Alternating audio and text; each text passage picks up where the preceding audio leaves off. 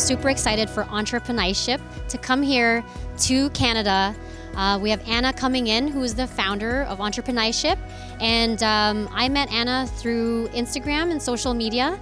We connected because I saw that she was creating spaces in Los Angeles that connected Pinays together, specifically around entrepreneurship, different wellness retreats, and I thought that it would be a perfect opportunity to have the same type of experience in Toronto. I've had a lot of different experiences through networking events, connecting with different people, and one of the things that is special about this one is it's specifically Pinays. We all have a lot of relatable stories from our childhood, our experiences in the jobs, starting a new business. And this experience is really unique because it's the first time in Toronto that Pinays got a chance to get together and share those stories and connect with each other.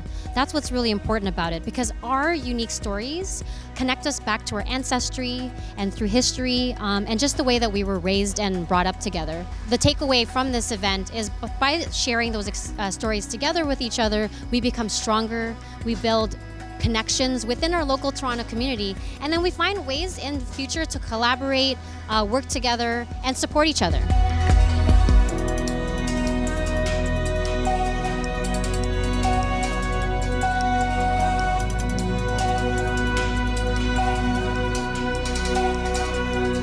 A lot of the times we are often led to believe, okay, you should be a doctor, lawyer, an accountant, but realizing that we wanted to do something different and wanted to carve our own path, which is why, again, one of the reasons why Kaibigan Connection was created. We felt that a business and wellness retreat was really necessary because as entrepreneurs, we think we can do it all. We're juggling all these things, wearing all these hats, and feel that everything has to be perfect. So we thought this would be a good combination. Yes, you can work on your business and learn more about your business, make new connections, but at the same time, give yourself the self-care you need, because sometimes, or as the saying goes, what gets scheduled gets done. So actually scheduling some significant time for ourselves and time to connect with each other is really important.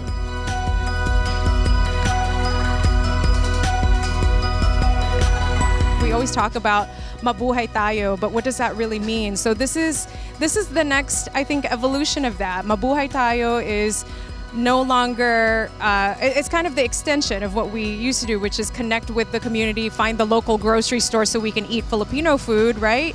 But now it's how can we bring economic success to our community, create generational wealth? How can we go back to the Philippines and also support economic development there? If we have businesses here that might import products from farmers in the Philippines or producers in the Philippines, there's so much we can do, and that's really the vision behind Entrepinayship.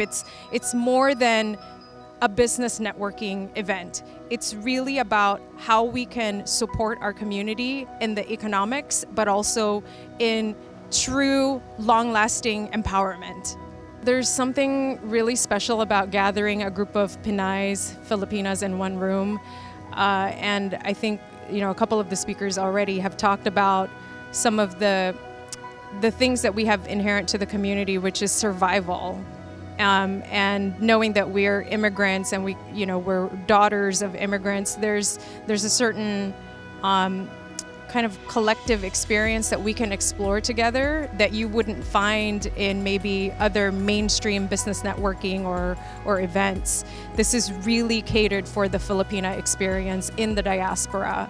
And the other really great thing about this is we're building a global community. So while we're in Toronto, the women who participate in this event can also connect with entrepreneurs in Southern California and in Belgium and other parts of our community, because we are a strong global diaspora of almost 13 million people around the world.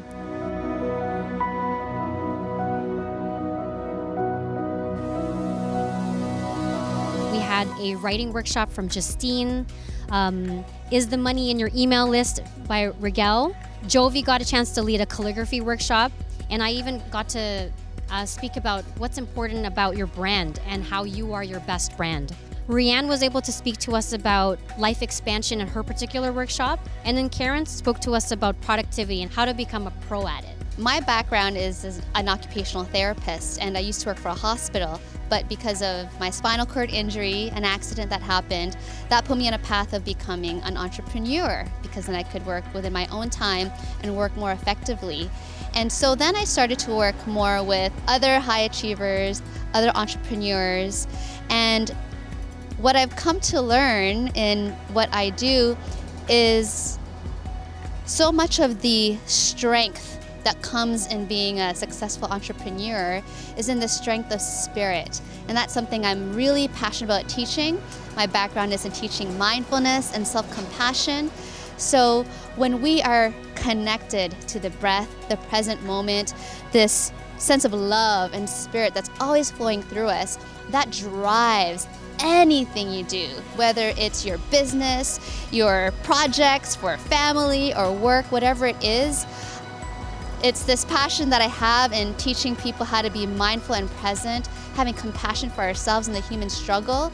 And that's something that I love to share, not just with patients, but professionals and entrepreneurs, because no matter who you are, there is this lakas ng loob, this sense of connection to your spirit, your love, your faith, and who you really are, your gifts.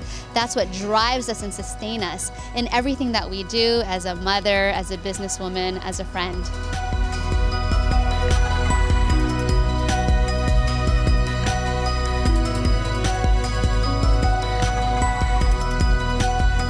So I think the whole notion of survival versus thriving. Do you survive or do you thrive? What drives you? And the common thread among Filipinos new to Canada, living in the Philippines, and even my children's generations going on beyond, is that whole notion of how to be hyper vigilant in your work in order to survive. And the survival of the basics, food, clothing, shelter. And sometimes what we have to realize is that if we can bring gratitude to the forefront and to be able to look back and see how far you've come, and to take a moment to realize that rest is important, that we cannot have impact with our hands and with our voices and with our bodies when we are tired, when we are hungry, when we have no more ideas. We cannot teach, we cannot fulfill, we cannot raise our children when we are empty. So the way to change this pattern of survival versus thriving is that we need to claim it back, reclaim it, and feel that we deserve it. Many years of generations where that has been taken away from us as a culture, we must bring it back. We have proven to be resilient. We have proven that. And now it's time to reclaim the ability to heal ourselves as a collective, to heal ourselves so that the future generations can look back and say, yes, the sacrifice was there. Yes, the sacrifice was worth it. And now we can fly. And I think that's very important for the Filipino culture to understand and to know and to incorporate as a community.